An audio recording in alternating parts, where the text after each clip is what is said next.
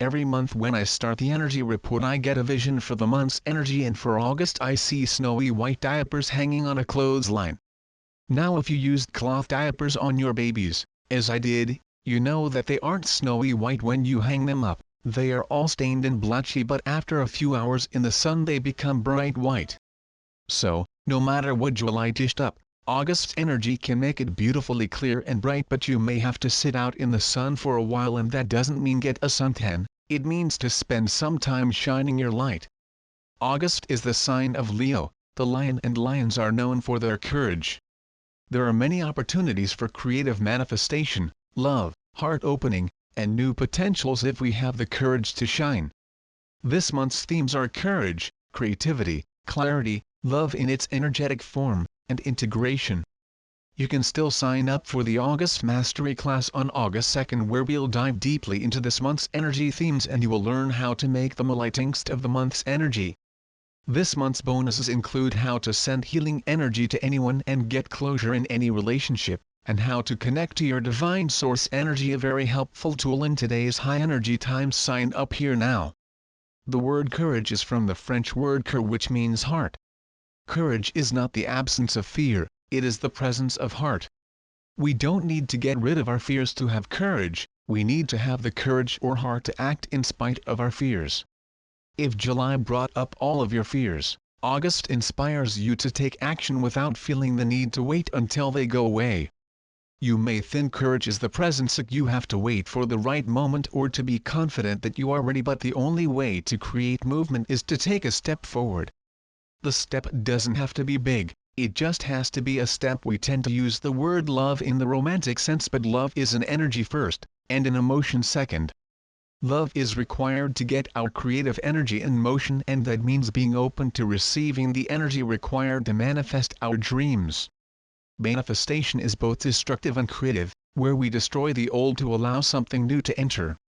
It can occur with perfect rhythm and timing, like a revolving door where the energy that's leaving is immediately replaced by what is entering. But we have to be in that love energy, and its frequency and vibration, and a big enough container to receive the higher frequencies. That's why Shine On is our new mantra, because the brighter we shine, the more love energy we can attract and work with.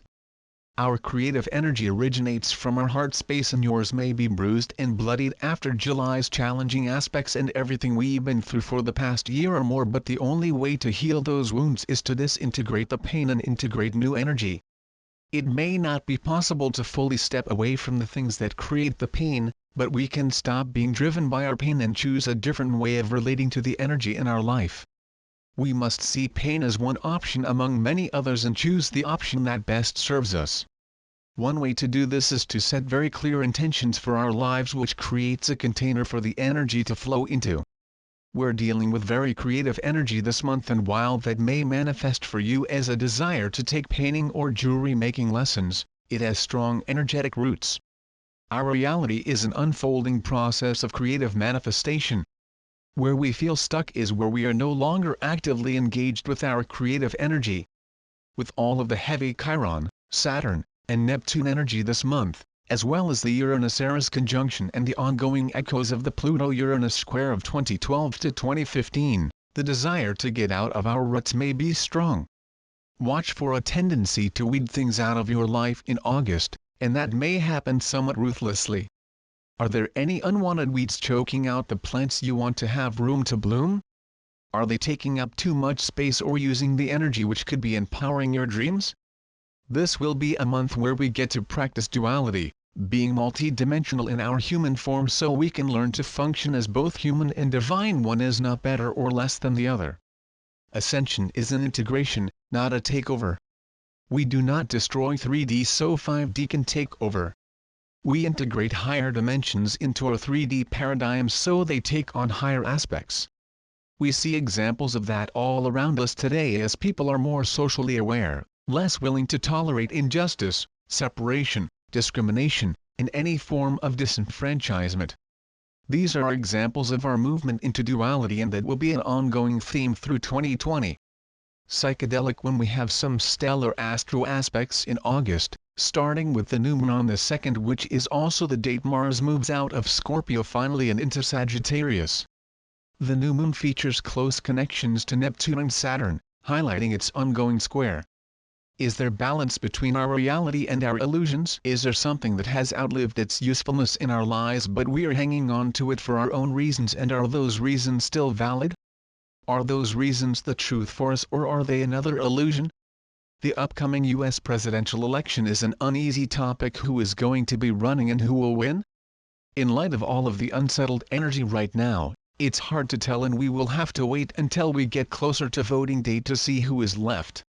Anything is possible right now, and the best we can do is hold our intention for the highest outcome for everyone in the situation. The light always wins in the end. That may be helpful to keep in mind now.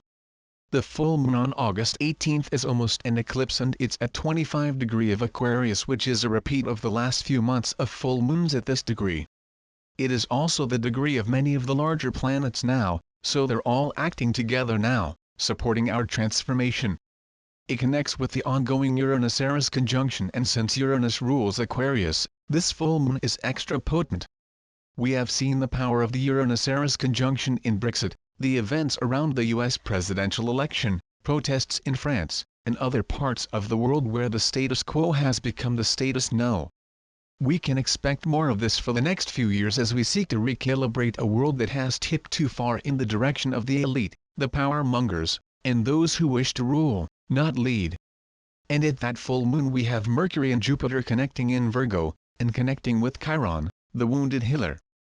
Chiron has been playing a big role in our ongoing healing cycles and has been prominent, since it has been in Pisces, for several years. This is assisting in our evolution as Chiron keeps poking our wounds, the places where we hurt, reminding us that as long as it hurts it isn't healed yet. Those of you born between 1964 and 1968 are having your Chiron return, a rather unpleasant sort of midlife crisis where all of your choices, decisions, and consequences come up for review. It lasts about 2 years. And on the 11th Mercury enters its shadow in preparation for its retrograde in September. It's in Virgo, a sign that Mercury rules, although Chiron should rule Virgo, so this will be a potent one, and the retro point is 29 Virgo, a powerful point. Including the before and after shadow period, Mercury retrograde lasts about 9 weeks. While some people tell you to avoid doing anything new during this period, that's a long time to wait in today's fast-paced world. New things started in a Mercury retro generally have to be redone in some way, and things get missed, details are overlooked, and delays do happen.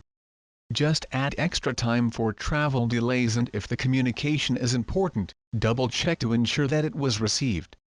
Later this month, on the 23rd, Mars will join Saturn, and that could be a rather fiery day.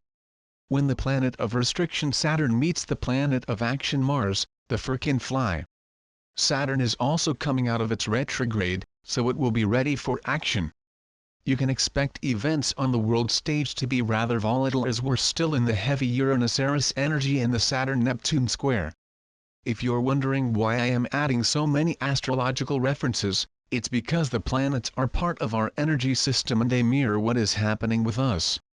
Venus also covers 3 signs this month: Leo, Virgo, and Libra.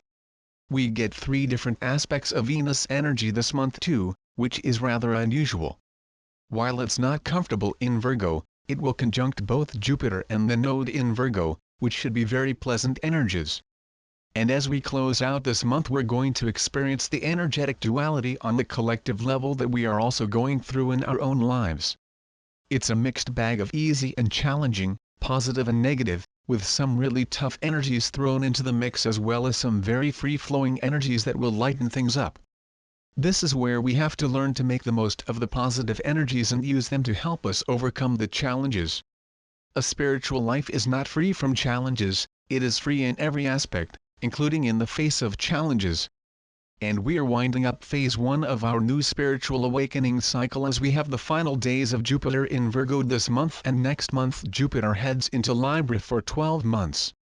What were you doing in September 1991 to October 1993 and September 2004 to October 2005? That may be Co-Sunflower 15079561920 Ming up for review now.